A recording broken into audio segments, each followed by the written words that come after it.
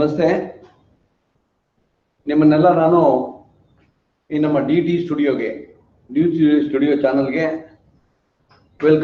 ಸ್ವಾಗತ ಮಾಡ್ತೀನಿ. ನಿಮ್ಮನ್ನು ನಮ್ಮ ಡಿ ಸ್ಟುಡಿಯೋ ಚಾನಲ್ಲು ನಮ್ಮ ಟೆಕ್ನಿಕಲ್ ಎಜುಕೇಶನ್ ಡಿಪಾರ್ಟ್ಮೆಂಟ್ ಇದನ್ನ ನಿರ್ವಹಿಸ್ತಾ ಇದೆ. ಅದ್ರ ಪ್ರಯುಕ್ತ ನಾನು ನಮ್ಮ ತಾಂತ್ರಿಕ ಶಿಕ್ಷಣ ಇಲಾಖೆ ನಿರ್ವಹಿಸಿದಂತ ಪಾಲಿಟೆಕ್ನಿಕ್ನ ಅಂತಿಮ ವರ್ಷದ ಸಿವಿಲ್ ವಿದ್ಯಾರ್ಥಿಗಳಿಗೆ reinforce cement concrete design design of RCC ಅಂತ ಅನ್ನೋ ಸಬ್ಜೆಕ್ಟ್ ಅನ್ನು ನಾನು ಪಾಠ ಮಾಡ್ತಾ ಇದ್ದೀನಿ. ಇವತ್ತು 12th ಕ್ಲಾಸ್, ಇವತ್ತು 12ನೇ ತರಗತಿ. ಈ 12ನೇ ತರಗತಿಯಲ್ಲಿ ಇಷ್ಟೊಳಗೆ ನಾವೇನೆಲ್ಲ ಮಾತಾಡಿದೀವಿ ಅಂತಂದ್ರೆ ತುಂಬಾ ವಿಚಾರಗಳನ್ನ ಈ ನಮ್ಮ RCC ಡಿಸೈನ್ಗೆ ಅವಶ್ಯಕತೆ ಇರುವಂತ ಎಲ್ಲಾ ವಿಚಾರಗಳನ್ನ ನಾವು ಮಾತಾಡಿದೀವಿ. ಈ RCC ಅಂತ ಹೇಳಿದ್ರೆ it is A composite material, reinforce cement concrete ಮತ್ತೆ ಸ್ಟೀಲು ಎರಡನ್ನು ಮಿಕ್ಸ್ ಮಾಡಿ ನಾವು ಲೋಡ್ ರೆಸಿಸ್ಟಿಂಗ್ ಎಲಿಮೆಂಟ್ ಅನ್ನ ತಯಾರು ಮಾಡ್ತೀವಿ. ಈ ಲೋಡ್ ರೆಸಿಸ್ಟಿಂಗ್ ಎಲಿಮೆಂಟ್ ಅನ್ನ ತಯಾರು ಮಾಡುವಾಗ ಎಷ್ಟು ಸ್ಟೀಲ್ ಅನ್ನ ನಾವು ಅದರಲ್ಲಿ ಬಳಸಬೇಕು ಮತ್ತೆ ಎಷ್ಟು ಕಾಂಕ್ರೀಟ್ ಅನ್ನ ಬಳಸಬೇಕು ಅನ್ನುವಂತ ವಿಷಯನ ನಮ್ಮ ಸಬ್ಜೆಕ್ಟ್ ಅಲ್ಲಿ ನಾವು ಕಲಿತೀವಿ. ಇದಕ್ಕೆ ಇದರಲ್ಲಿ ಎರಡು ವಿಷಯ ಇದೆ. ಒಂದು ವಿಷಯ ಏನು ಅಂತ ಹೇಳಿದ್ರೆ the first one is that is design, ಎಷ್ಟು ಸ್ಟೀಲು ಮತ್ತೆ ಎಷ್ಟು ಕಾಂಕ್ರೀಟ್ ಅನ್ನ ಬಳಸಬೇಕು ಅಂತ. ಎರಡನೇ ವಿಷಯ ಏನು ಅಂತ ಹೇಳಿದ್ರೆ ಕನ್ಸ್ಟ್ರಕ್ಷನ್ ಫೀಲ್ಡ್ ಅಲ್ಲಿ ನಾವು ಏನು ಡಿಸೈನ್ ಮಾಡ್ತೀವಿ ಅದನ್ನ ನಿರ್ವಹಣೆ ಮಾಡೋದು. ಎರಡು ವಿಷಯ ಇದೆ. ಆ ಎರಡು ವಿಷಯನ ಮ್ಯಾಚ್ ಆದಾಗ ಮಾತ್ರ ನಮ್ಗೆ ಬೇಕಾದಂತ ಒಂದು ಸ್ಟ್ರಕ್ಚರ್ ಸಿಗುತ್ತೆ. ಬಿಲ್ಡಿಂಗ್ ಇರ್ಬೋದು, ಬ್ರಿಡ್ಜ್ ಇರ್ಬೋದು, ಫ್ಲೈಓವರ್ ಇರ್ಬೋದು, ಡ್ಯಾಮ್ಸ್ ಇರ್ಬೋದು, what ever may be, we will get it. Now when you mix these two, the one is theory, the other one is practice. Field ಅಲ್ಲಿ ನಿರ್ವಹಣೆ ಮಾಡ್ತೀವಿ. ನಮ್ಮ ಥಿಯರಿ ಎಷ್ಟು ಮುಖ್ಯವೋ ಫೀಲ್ಡ್ ಕೂಡ ಅಷ್ಟೇ ಮುಖ್ಯ. ನಾವು ಥಿಯರಿಯಲ್ಲಿ ಏನನ್ನ ನಾವು ಡಿಸೈನ್ ಮಾಡ್ತೀವ, ಏನನ್ನ ಹೇಳ್ತೀವ, ಅದನ್ನ ಸೈಟ್ ಅಲ್ಲಿ ನಾವು ನಿರ್ವಹಣೆ ಮಾಡ್ಬೇಕು. ಆವಾಗ ನಮ್ದು ನಾವೇನ್ ಕಲಿತೀವಿ ಅದಕ್ಕೆ ಒಂದು ರೆಸ್ಪೆಕ್ಟ್, ಒಂದು ಪ್ಲೇಸ್ ಸಿಗುತ್ತೆ ಅದಕ್ಕೆ. ಅದರಿಂದ ನಾವು ಈಗ ಇದನ್ನೆಲ್ಲ ವಿಚಾರಗಳನ್ನ ಕಾಂಕ್ರೀಟು ಮತ್ತೆ ಸ್ಟೀಲು, ಅದರದ್ದು ಕೋಡ್ ಮತ್ತೆ ಅದರದ್ದು ಕ್ಯಾರೆಕ್ಟರಿಸ್ಟಿಕ್ಸ್, ಅದರದ್ದು ಡಿಸೈನ್ಸ್, ಅದರದ್ದು ಟೆಸ್ಟ್ ಮತ್ತೆ ಅದರದ್ದು ಪ್ರತಿಯೊಂದು ವಿಚಾರಗಳನ್ನ ಅದ್ರ ಬಗ್ಗೆ ಏನೇನು ಟೆಸ್ಟ್ ಕಂಡಕ್ಟ್ ಮಾಡಬೇಕು, ಅದನ್ನ ರೆಲೆವೆನ್ಸ್ ಏನು, ಮತ್ತೆ ಯಾವ ಕೋಡ್ಗಳನ್ನ ನಾವು ಈ ಡಿಸೈನ್ ಅಲ್ಲಿ ಬಳಸ್ತೀವಿ, ಇದನ್ನ ಮತ್ತೆ ಡಿಸೈನ್ ಮೆಥಡ್ಸ್, ಯಾವ್ಯಾವ್ದು ಮೆಥಡ್ ಇದೆ, ಯಾವತ್ತು ನಮ್ಮ RCC ಶುರುವಾಗುವಾಗ ಯಾವ ಮೆಥಡ್ ಇತ್ತು, ಲೇಟರ್ ಡೇಟ್ ಅಲ್ಲಿ ಯಾವ ಮೆಥಡ್ ಆಯ್ತು, ಈಗ ಪ್ರೆಸೆಂಟ್ಲಿ ಯಾವ ಮೆಥಡ್ ಅನ್ನು ನಾವು ಯೂಸ್ ಮಾಡ್ತಾ ಇದೀವಿ, that is limit state method. Limit state method ಅನ್ನ ನಾವು ತುಂಬಾ ವಿಚಾರಗಳನ್ನ ಅದ್ರ ಬಗ್ಗೆ ಡಿಸ್ಕಸ್ ಮಾಡಿದೀವಿ. ಮತ್ತೆ ಈ ಲಿಮಿಟ್ ಸ್ಟೇಟ್ ಮೆಥಡ್ ಅಲ್ಲಿ ಎರಡು ವಿಷಯ ಇದೆ. ಒಂದು ಸ್ಟ್ರೆಂತ್, ಇನ್ನೊಂದು ಸರ್ವಿಸಬಿಲಿಟಿ. ಎರಡು ವಿಷಯ ಇದೆ. ಸ್ಟ್ರೆಂತ್ ಮತ್ತೆ ಸರ್ವಿಸಬಿಲಿಟಿ ಎರಡನ್ನು ಕೂಡ ನಾವು ಡಿಸೈನ್ ಮಾಡ್ಬೇಕು. ಎರಡಕ್ಕೂ ನಾವು ಅದನ್ನ ನಮ್ಮ ಸ್ಟ್ರಕ್ಚರ್ ಕೇಪಬಲ್ ಆಗಿರ್ಬೇಕು. ಒಂದು ಸ್ಟ್ರೆಂತ್ ಅಂತ ಹೇಳಿದ್ರೆ ಈಗ ಒಂದು 100 ಕಿಲೋನ್ಯೂಟನ್ ಲೋಡ್ ಬರುತ್ತೆ ಒಂದು ಕಾಲಮ್ ಮೇಲೆ, ಅದು ಅಷ್ಟು ಆ ಕಾಲಮ್ನ ರೆಸಿಸ್ಟ್ ಮಾಡುವಂತ ಕಾಲಮನ್ನು ನಾವು ತಯಾರು ಮಾಡ್ಬೇಕು. 100 ಕಿಲೋನ್ಯೂಟನ್ ಲೋಡು ನಮ್ಮ ಬೀಮ್ ಮೇಲೆ ಬರುತ್ತೆ, ಆ ಕಿಲೋನ್ಯೂಟನ್ ಲೋಡ್ ಬರುತ್ತೆ, ಅದಕ್ಕೆ ಒಂದು ಬೆಂಡಿಂಗ್ ಮೊಮೆಂಟ್ ಇಂಡ್ಯೂಸ್ ಆಗುತ್ತೆ. ಆ ಬೆಂಡಿಂಗ್ ಮೊಮೆಂಟ್ ಇಂಡ್ಯೂಸ್ ಆದ ತಕ್ಷಣ ಬೀಮ್ ಬೆಂಡಿಂಗ್ ಆಗುತ್ತೆ. ಆ ಬೆಂಡಿಂಗ್ ಆಗೋದನ್ನ ರೆಸಿಸ್ಟ್ ಮಾಡ್ಲಿಕ್ಕೆ ಬೇಕಾಗುವಂತ ನಾವು ಬೀಮ್ ಅನ್ನ ತಯಾರು ಮಾಡ್ಬೇಕು. ಮೊಮೆಂಟ್ ಆಫ್ ರೆಸಿಸ್ಟೆನ್ಸ್ ಅಂತ ಹೇಳ್ತೀವಿ. ನಾವೇನ್ ತಯಾರು ಮಾಡ್ತೀವಿ ಬೀಮ್ ಅನ್ನ, ಅದ್ರ ರೆಸಿಸ್ಟೆನ್ಸ್ ಅನ್ನ ಕ್ರಿಯೇಟ್ ಮಾಡ್ಬೇಕು. We are creating the resistance against the moment, bending moment. ಅದು ನಮ್ ಕೆಲಸ. ಫ್ಲೆಕ್ಸರ್. ಮತ್ತೊಂದು ಸರ್ವಿಸಬಿಲಿಟಿ ಅಂದ್ರೆ ಡ್ಯೂರಬಿಲಿಟಿ, ಕ್ರ್ಯಾಕ್ ಆಗ್ಬಾರ್ದು, ಬಕ್ಲಿಂಗ್ ಆಗ್ಬಾರ್ದು, ಮತ್ತೆ ಅದು ಕರೋಷನ್ ಆಗ್ಬಾರ್ದು. ಇಂಥದನ್ನೆಲ್ಲ ನಾವು ಕನ್ಸಿಡರ್ ಮಾಡ್ಬೇಕು ಡಿಸೈನ್ ಮಾಡುವಾಗ. ಅದ್ರ ಬಗ್ಗೆ ಕೂಡ ನಾವು ಸಾಕಷ್ಟು ಡಿಸ್ಕಸ್ ಮಾಡಿದೀವಿ. ಮತ್ತೆ in depth when you get into the subject, ಈ ನಮ್ದು ಲಿಮಿಟ್ ಸ್ಟೇಟ್ ಮೆಥಡ್ ಅಲ್ಲಿ ಸ್ಟ್ರೆಸ್ ಬ್ಲಾಕ್ ಅನಾಲಿಸಿಸ್ ಬಗ್ಗೆ ಮಾತಾಡಿದೀವಿ, ಮತ್ತೆ ಡೆಪ್ತ್ ಆಫ್ ನ್ಯೂಟ್ರಲ್ ಆಕ್ಸಿಸ್ ಬಗ್ಗೆ ಮಾತಾಡಿದೀವಿ. ಮತ್ತೆ ಇನ್ ದ ಪ್ರೀವಿಯಸ್ ಕ್ಲಾಸ್, ಹಿಂದಿನ ಕ್ಲಾಸ್ ಅಲ್ಲಿ ನಾವು balance section, over reinforce, under reinforce beam sections ಕೂಡ ನಾವು ಡಿಸ್ಕಸ್ ಮಾಡಿದೀವಿ. ಇದ್ರ ಬಗ್ಗೆ how to consider that and ಯಾವ ಸಂದರ್ಭದಲ್ಲಿ ಹೇಗೆ ನಾವು ಅದನ್ನ ಕನ್ಸಿಡರ್ ಮಾಡಬೇಕು, ಯಾವ ಕಂಡೀಷನ್ಗೆ ನಾವು ಓವರ್ ಇನ್ಫೋರ್ಸ್ ಅಂತ ಹೇಳ್ತೀವಿ, ಯಾವ ಕಂಡೀಷನ್ ಅಲ್ಲಿ ನಾವು ಅಂಡರ್ ಇನ್ಫೋರ್ಸ್ ಅಂತ ಹೇಳ್ತೀವಿ ಅನ್ನೋದು ಅದ್ರ ಬಗ್ಗೆ ನಾವು ಮಾತಾಡಿದೀವಿ. ಮತ್ತೆ ಅದರ ನಂತರ ನಾವು today I am concentrating on that is singly reinforced and doubly reinforced beams. This is not singly reinforced and doubly reinforced. Now let us see ಈಗ ನಾನು ಇದನ್ನ ಪ್ರತಿ ಕ್ಲಾಸಲ್ಲಿಯೂ ಕೂಡ ಇದ್ರ ಬಗ್ಗೆ ನಾನು ಮಾತಾಡಿದ್ದೀನಿ. Stability, strength, serviceability, then economy, aesthetic, ಅದು ನೋಡುವಾಗ ಚೆನ್ನಾಗೂ ಇರ್ಬೇಕು. ಅದು ನಮ್ಗೆ ಸ್ಟ್ರೆಂತ್ಗೆ ಬೇಕಂತೇಳಿ ಬೇಕಾದಾಗ ನಮ್ಗೆ ಬೇಕಾದಾಗ ನಾವು ಡಿಸೈನ್ ಮಾಡ್ಲಿಕ್ಕೆ ಆಗುದಿಲ್ಲ. ಅದನ್ನು ಕನ್ಸಿಡರ್ ಮಾಡ್ಬೇಕು. ಮತ್ತೆ cost is also another important factor. ಒಬ್ರು ಇಂಜಿನಿಯರ್ ಅಂತ ಹೇಳಿದ ಕೂಡಲೇ ಅವರಿಗೆ ಇಷ್ಟೆಲ್ಲ ವಿಷಯ ಗೊತ್ತಿರ್ಬೇಕು. ಸೇಫ್ಟಿ ಬಗ್ಗೆ ಗೊತ್ತಿರ್ಬೇಕು ಅವರಿಗೆ, ಮತ್ತೆ ಮೆಟೀರಿಯಲ್ಸ್ ಬಗ್ಗೆ ಗೊತ್ತಿರ್ಬೇಕು, ಮತ್ತೆ ಸ್ಟ್ರೆಂತ್ ಬಗ್ಗೆ ಗೊತ್ತಿರ್ಬೇಕು. ಅದ್ರ ಎಲ್ಲಾ ತಿಳ್ಕೊಂಡು ಅದ್ರ ಒಟ್ಟಿಗೆ ಕಾಸ್ಟ್ ಕೂಡ ಒಂದು ಫ್ಯಾಕ್ಟರ್. ಮತ್ತೆ ನೋಡ್ಲಿಕ್ಕೆ ಚೆನ್ನಾಗೂ ಕೂಡ ಅದು ಕಾಣ್ಬೇಕು ಆ ಸ್ಟ್ರಕ್ಚರ್. ಇದು ಇಷ್ಟು ವಿಷಯನ ನಾವು ಯಾವಾಗಲೂ ನಮ್ಮ ಹತ್ರ ಇಟ್ಕೊಂಡಿರ್ಬೇಕು. ಮತ್ತೆ ಬೇಸಿಕ್ ಮೆಟೀರಿಯಲ್ಸ್ ಯಾವ್ದು ಬೇಸಿಕ್ ಮೆಟೀರಿಯಲ್ ಅಂತ ಹೇಳಿದ್ರೆ ಒಂದು ಕಾಂಕ್ರೀಟ್ ಮತ್ತೊಂದು ಸ್ಟೀಲ್. ಸ್ಟೀಲ್ ಅಲ್ಲೂ ಬೇರೆ ಬೇರೆ ವಿಧಗಳಿದೆ, ಇದರಲ್ಲಿ ಬೇರೆ ಬೇರೆ ಗ್ರೇಡ್ಸ್ ಇದೆ, ಇದರಲ್ಲಿ ಬೇರೆ ಗ್ರೇಡ್ ಇದೆ. ಕಾಸ್ಟ್ ಫ್ಯಾಕ್ಟರ್ ಇದೆ, ಸ್ಟ್ರೆಂತ್ ಫ್ಯಾಕ್ಟರ್ ಇದೆ, ಪ್ರತಿಯೊಂದು ವಿಚಾರಗಳು ಬರುತ್ತೆ. ಮತ್ತೆ ಅದೊಂದು ಡಯಾಮೀಟರ್ ಬರುತ್ತೆ. ಅದನ್ನು ಒಂದೊಂದು ಕ್ಲಾಸ್ ಅಲ್ಲಿ ನಾವು ಇದ್ರ ಬಗ್ಗೆ ಎಲಾಬರೇಟ್ಲಿ ಡಿಸ್ಕಸ್ ಅಬೌಟ್ ಇಟ್. ಅದನ್ನ ನೋಡಿ ನೀವು ಅಂತ. ಮತ್ತೆ ಈ ಕೋಡ್ ಈಗ ಇದೊಂದು ಏನಂತ ಹೇಳಿದ್ರೆ ನಮ್ಗೆ ಈ ಕೋಡ್ ಬುಕ್ ಅನ್ನು ನಾವು ರೆಫರ್ ಮಾಡ್ಬಿಟ್ರೆ, ನಮ್ದು ರೆಫರ್ ಮಾಡಿ ನಾವು ಅದನ್ನ ಡಿಸೈನ್ ಮಾಡ್ಲಿಕ್ಕೆ ಹೋದ್ರೆ ನಮ್ಗೆ ಏನಾಗುತ್ತೆ ಅಂತ ಹೇಳಿದ್ರೆ we will be advanced by many years. ಯಾಕಂತ ಹೇಳಿದ್ರೆ ಈ ಕೋಡ್ ಅನ್ನ ಬರ್ದವ್ರು ಎಲ್ಲರೂ ದೊಡ್ಡವರು, ತುಂಬಾ ಫೀಲ್ಡ್ ಅಲ್ಲಿ ಕೆಲಸ ಮಾಡಿದವರು, ಮತ್ತೆ ಅನುಭವ ಇದ್ದವರು, ಥಿಯರಿ ಬಗ್ಗೆ ನಾಲೆಡ್ಜ್ ಇದ್ದವರು, ಮತ್ತೆ ಪ್ರಾಕ್ಟೀಸ್ ಬಗ್ಗೆ ಫೀಲ್ಡ್ ಅಲ್ಲಿ ನಾಲೆಡ್ಜ್ ಇದ್ದವರು, ಅವರೆಲ್ಲರೂ ಒಟ್ಟು ಸೇರಿ ನಮ್ಗೆ ಗೈಡ್ ಮಾಡ್ತಾ ಇದ್ದಾರೆ. ಇದು ನಾಟ್ ಅದಕ್ಕೆ ದಟ್ ಈಸ್ ಗೈಡ್ ಲೈನ್ಸ್ ಅಂತ ಹೇಳೋದಕ್ಕೆ. ಇದು ನಾಟ್ ಡಿಸೈನ್ ಗೈಡ್ ಲೈನ್ಸ್. ಅದರೊಳಗಡೆ ಏನೆಲ್ಲ ಮಾಡ್ಬೇಕು, ಹೇಗೆ ಮಾಡ್ಬೇಕು ಅನ್ನೋದನ್ನ ಬರೆದಿಟ್ಟಿದ್ದಾರೆ. ಅದನ್ನ ನಾವು ಒಂದ್ಸಾರಿ ಓದ್ಬೇಕು. ಅದ್ರ along with that the material that is safety factors. ಲೋಡ್ಗೆ ಒಂದು ಸೇಫ್ಟಿ ಫ್ಯಾಕ್ಟರ್ ಇದೆ, ಮತ್ತೆ ಸ್ಟ್ರೆಂತ್ಗೆ ಇನ್ನೊಂದು ಸೇಫ್ಟಿ ಫ್ಯಾಕ್ಟರ್ ಇದೆ. ಅದನ್ನು ಸಹ ನಾವು ಯಾವಾಗಲೂ ನಾವು ಡಿಸೈನ್ ಅಂತ ಯಾವಾಗ ಮಾತಾಡ್ತೀವಿ, when we speak about the design, ನಾವು ಇದೆಲ್ಲ ವಿಚಾರಗಳು ನಮ್ಗೆ ಸರಿಯಾಗಿ ಗೊತ್ತಿರ್ಬೇಕು ನಮ್ಗೆ. ಅದಕ್ಕೆ ನಾನು ಪ್ರತಿ ಕ್ಲಾಸಲ್ಲೂ ಕೂಡ ಇದನ್ನೆಲ್ಲ ಹೇಳ್ತಾ ಇರ್ತೀನಿ. ಯಾಕಂದ್ರೆ ಇದಿಲ್ಲದೆ ಇದ್ರೆ ನಂಗೆ ಮಾತಾಡಕ್ ಆಗಲ್ಲ, ಮುಂದಕ್ಕೆ ಹೋಗಕ್ಕೆ ಆಗುದಿಲ್ಲ. ನನಗೆ ಯಾವ ವಿಚಾರಗಳನ್ನು ಅಡ್ವಾನ್ಸ್ ಆಗಿ ಹೋಗಿ ಮಾತಾಡ್ಲಿಕ್ಕೆ ಆಗುದಿಲ್ಲ. ಐ ವಾಂಟ್ ದಿಸ್ ಥಿಂಗ್ಸ್, ಇದೆಲ್ಲ ನನ್ಗೆ ಅವಶ್ಯಕತೆ ಇದೆ. ಅದಕ್ಕೋಸ್ಕರ ನಾನು ಐ ವಿಲ್ ಕಾಲ್ ದಿಸ್. ಮತ್ತೆ ಲೋಡ್ ಕಾಂಬಿನೇಷನ್ಗೆ 875 ಕೋಡ್ ಇದೆ. Part 1, part 2, part 3, part 4, part ಬೇರೆ ಬೇರೆ ಕಾಂಬಿನೇಷನ್ ಇದೆ. ಅದ್ರ ಬಗ್ಗೆ ಕೂಡ ನಾವು ತುಂಬಾ ವಿಷಯಗಳನ್ನ ಮಾತಾಡಿದೀವಿ ನಾವು. ಮತ್ತೆ ಲಿಮಿಟ್ ಸ್ಟೇಟ್ ಆಫ್ ಕೊಲಾಪ್ಸ್ ಇನ್ ಫ್ಲೆಕ್ಚರ್ ಅಲ್ಲಿ ಅಸಂಪ್ಷನ್ಸ್ ಇದೆ. ನಮ್ಮ IS 456 ಹೇಳುತ್ತೆ ಏನೆಲ್ಲ ಅಸಂಪ್ಷನ್ಸ್ ಇದೆ ಅಂತ.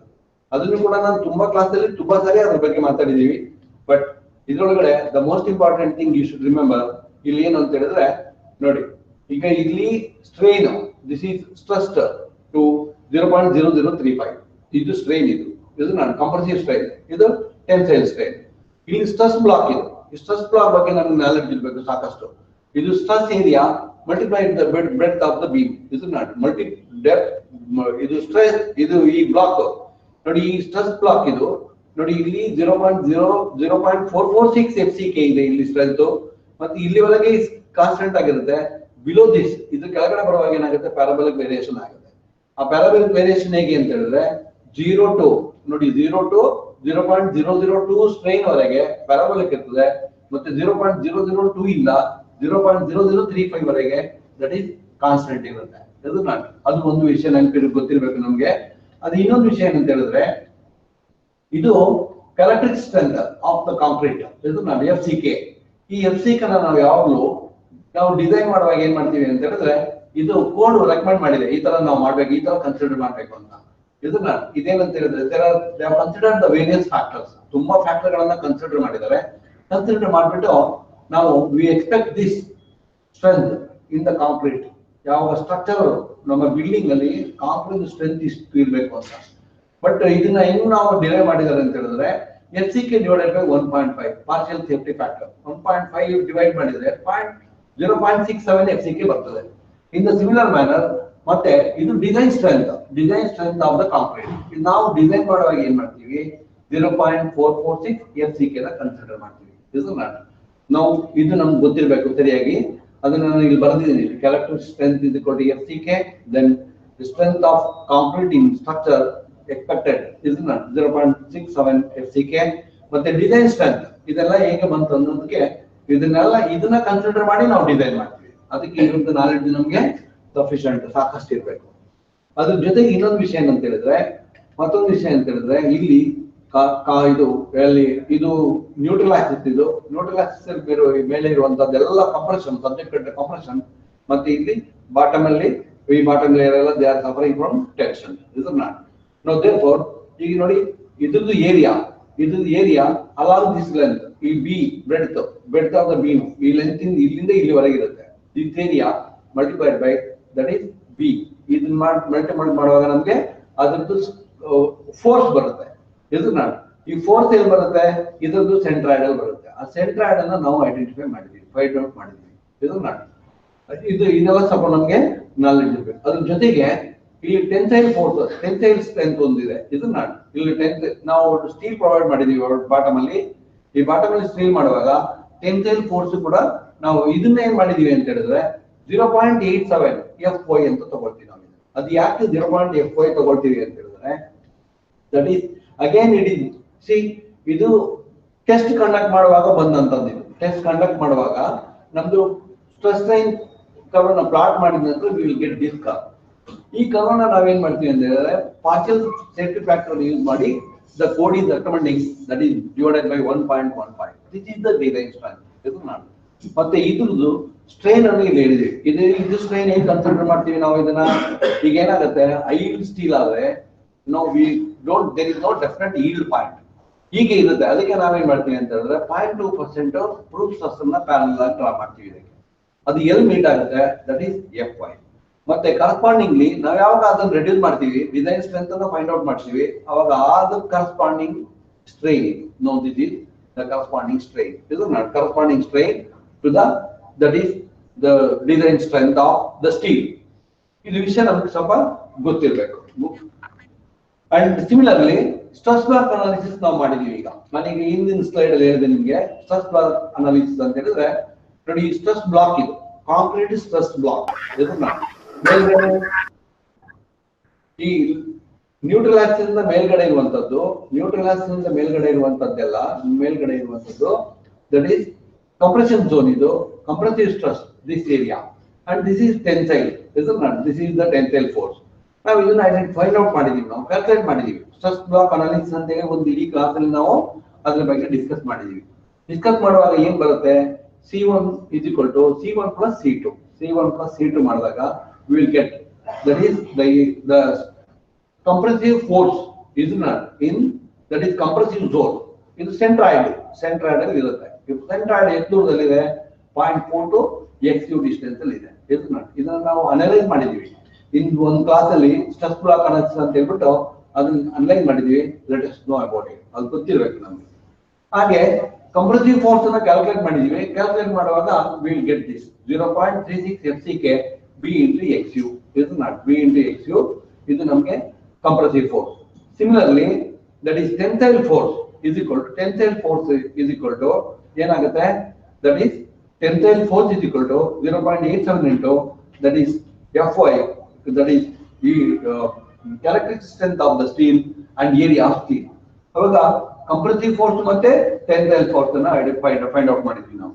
ಅದ್ರ ನಂತರ ಮೊಮೆಂಟ್ ಆಫ್ ರೆಸಿಸ್ಟೆನ್ಸ್ ಅಂತ ಹೇಳಿದ್ರೆ ಫಾರ್ ಈಕ್ವಿಲಿಬ್ರಿಯಂ, ಇದನ್ನ ಈಕ್ವಿಲಿಬ್ರಿಯಂ ಆಗ್ಬೇಕು ಅಂತ ಹೇಳಿದ್ರೆ, ಅದು ಬ್ಯಾಲೆನ್ಸ್ ಆಗ್ಬೇಕಿದು ಅಂತ ಹೇಳಿದ್ರೆ ಸಿ ಮತ್ತೆ ಟಿ ಎರಡು ಸಮನಾಗಿರ್ಬೇಕು. ಇದು not therefore to find out the compressive that is steel area or concrete or whatever the breadth, ಅದರ ಸೈಜ್ ಡೆಪ್ತ್ ಇದೆಲ್ಲ ಫೈಂಡ್ ಔಟ್ ಮಾಡ್ಬೇಕಂತ ಹೇಳಿದ್ರೆ ಇದು compressive force into liver arm. ಇದು ನಾಟ್ ಕಂಪ್ರೆಸಿವ್ ಫೋರ್ಸ್ ಇಲ್ಲಿದೆ, ಮತ್ತೆ liver arm D minus 0.4 x2. ಇದು not ಇದು ಎಫೆಕ್ಟಿವ್ ಡೆಪ್ತ್, ಇಲ್ಲಿಂದ ಇಲ್ಲಿವರೆಗೆ effective depth. This is liver arm ಅಂತ ಹೇಳಿದ್ರೆ that is D minus this.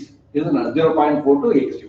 ಇದು not in the similar way that is moment of resistance in tension T is that is MR, moment of resistance is equal to T into liver arm 0.87 FY AS into that is the distance, that is this distance. This is not the distance between the compressive force and the tensile force. And also we have discussed about the limiting depth of the neutral axis. Limiting depth of the neutral axis ಅಂತ ಹೇಳಿದ್ರೆ there is a maximum depth of the neutral axis. This is not the maximum XU max ಅಂತ. ನಾವು ಈಗ ಹಿಂದಿನ class ಅಲ್ಲಿ ಹೇಳಿದ್ವಿ XU ಅಂತ ಹೇಳಿದ್ರೆ ನ್ಯೂಟ್ರಲ್ ಆಕ್ಸಿಸ್ ಡೆಪ್ತ್. ಅದರಲ್ಲಿ ನಮ್ಮ ಡಿಸೈನ್ ಅಲ್ಲಿ ನಾವೇನ್ ಮಾಡ್ತೀವಿ ಅಂತ ಹೇಳಿದ್ರೆ XU Max maximum XU neutral maximum ಎಷ್ಟು ಬರುತ್ತೆ ಅಂತ. ಯಾಕಂತ ಹೇಳಿದ್ರೆ ನಾವು ಲೋಡ್ ಜಾಸ್ತಿ ಮಾಡ್ತಾ ಇದ್ದಾಗೆ ಸ್ಟ್ರೈನ್ ಜಾಸ್ತಿ ಆಗ್ತಾ ಇದ್ರೆ ಇದು ಶಿಫ್ಟ್ ಆಗ್ತಾ ಇರುತ್ತೆ. ಇದು ನಾವು ಇದನ್ನ maximum depth maximum is XU max and that itself is equal to maximum that is neutral limit. ಇದು XU limit ಇಲ್ಲಿವರೆಗೆ ಮಾತ್ರ ಲಿಮಿಟ್ ಮಾಡೋದು ನಾವು. ಇದು as per our code. ಇದನ್ನ ನಾವು ಅನಲೈಸ್ ಮಾಡಿದ್ವಿ ಮತ್ತೆ ಹಿಂದಿನ ಕ್ಲಾಸ್ ಅಲ್ಲಿ ನಾವು ಇದ್ರ ಬಗ್ಗೆ ಡಿಸ್ಕಸ್ ಮಾಡಿದೀವಿ. ಮತ್ತೆ ನಾವು at the end XU limit is equal to we are going to get this. ಇದು multiplied by depth. ಇದನ್ನ ನಾವೇನ್ ಮಾಡ್ತೀವಿ ಅಂದ್ರೆ ಈ ಟರ್ಮ್ ಇದೆಯಲ್ಲ 700 divided by 1100 plus 0.87 FY term ಅನ್ನ ನಾವೇನ್ ಮಾಡ್ತೀವಿ ಅಂದ್ರೆ K ಅಂತ ಕನ್ಸಿಡರ್ ಮಾಡ್ತೀವಿ. ಇದನ್ನ K into D. D is the depth, effective depth of the beam. K is the neutral axis constant ಅಂತ ಹೇಳ್ತೀವಿ ಅದನ್ನ. ಇದನ್ನ ನಾವು therefore ಈ XU ಲಿಮಿಟ್ ಏನಾಗುತ್ತೆ ಅಂತ ಹೇಳಿದ್ರೆ ದಟ್ ಈಸ್ ಸ್ಟೀಲ್ ಗ್ರೇಡ್ ಮೇಲೆ ಡಿಪೆಂಡ್ ಆಗ್ತದೆ. ಇದನ್ನ ನೋಡಿ ಇಲ್ಲಿ we can understand this from this table. You can recognize that is XU max or XU limit is equal to KD. D is constant. Is not steel strength ಮೇಲೆ ಇದು variation ಆಗುತ್ತೆ. That shows that is not from this equation we can recognize that is XU limit varies or depends on the grade of the steel. Is not therefore ಈಗ Fe 250 ಆದ್ರೆ 0.53 D ಆಗುತ್ತೆ. Fe 415 ಆದ್ರೆ 0.48 D ಆಗುತ್ತೆ. then Fe 500 ಆದ್ರೆ 0.46 ಆಗುತ್ತೆ. ಮತ್ತೆ ಈ ಬೇರೆ ಗ್ರೇಡ್ ಸ್ಟೀಲ್ ಆದ್ರೆ ನಾವು ಅದನ್ನ ಕ್ಯಾಲ್ಕುಲೇಟ್ ಮಾಡ್ಲಿಕ್ಕೆ ಆಗುತ್ತೆ. ನಮಗೆ ನಾವು ಕ್ಯಾಲ್ಕುಲೇಟ್ ಮಾಡಬಹುದು. ಇದನ್ನ ಕ್ಯಾಲ್ಕುಲೇಟ್ ಮಾಡ್ಲಿಕ್ಕೆ ಅವಕಾಶ ಇದೆ. And in the also we have discussed about elaborately we have discussed about the balanced section, under reinforced section and over reinforced section. ಈ ಬ್ಯಾಲೆನ್ಸ್ ಸೆಕ್ಷನ್ ಅಂದ್ರೆ ಏನು ಅಂತ, ಬ್ಯಾಲೆನ್ಸ್ ಸೆಕ್ಷನ್ ಏನು ಅಂತ ಹೇಳಿದ್ರೆ ನಾವು ಈ from this you can recognize ಇದು ಸ್ಟ್ರೆಸ್ strain, ಇದು strain diagram. ಇದು maximum strain in compression 0.0035 and the maximum strain is not in the given for the given steel is equal to that is 0.002 plus 0.87 Fy divided by Es. That is how we can calculate. Now this is that is strain diagram. ಇಲ್ಲಿ ಏನಾಗುತ್ತೆ ಅಂತ ಹೇಳಿದ್ರೆ ಈ condition ಅಲ್ಲಿ that is ಈ balance section ಅಂತ ಹೇಳಿದ್ರೆ steel ಮತ್ತೆ ಕಾಂಕ್ರೀಟ್ ಎರಡು ಒಟ್ಟಿಗೆ ಕೆಲಸ ಮಾಡ್ತೇವೆ, ಒಟ್ಟಿಗೆ ರೆಸಿಸ್ಟ್ ಮಾಡ್ತೇವೆ ಮತ್ತೆ ಒಟ್ಟಿಗೆ ಮ್ಯಾಕ್ಸಿಮಮ್ ಇದನ್ನ ಲಿಮಿಟ್ ಅನ್ನ ರೀಚ್ ಆಗ್ತದೆ. ಎರಡು ಕೂಡ ಒಟ್ಟಿಗೆ ರೀಚ್ ಆಗ್ತವೆ. ಇವೆರಡು ಒಟ್ಟಿಗೆ ರೀಚ್ ಆಗುತ್ತೆ. therefore steel and concrete yield simultaneously together, they will go together. Steel ಮತ್ತೆ ಕಾಂಕ್ರೀಟ್ ಎರಡು ಸಹ together they will carry the load and they will reach simultaneously. Concrete fail ಆಗೋದಾದ್ರೆ ಕಾಂಕ್ರೀಟ್ ಮತ್ತೆ ಸ್ಟೀಲ್ ಎರಡು ಒಟ್ಟಿಗೆ ಫೇಲ್ ಆಗ್ತವೆ. that is called that is the balance section. Balance section ಅಂತ ಹೇಳಿದ್ರೆ ಸಮ ಅಂತ. ಈಗ ಕಂಪ್ರೆಸಿವ್ ಫೋರ್ಸ್ ಇದೆ, ಕಂಪ್ರೆಸಿವ್ ಫೋರ್ಸ್ ಅನ್ನ ರೆಸಿಸ್ಟ್ ಮಾಡಲಿಕ್ಕೆ ಎಷ್ಟು ಕಾಂಕ್ರೀಟ್ ಬೇಕೋ ಅಷ್ಟು ಕಾಂಕ್ರೀಟ್ ಇದೆ.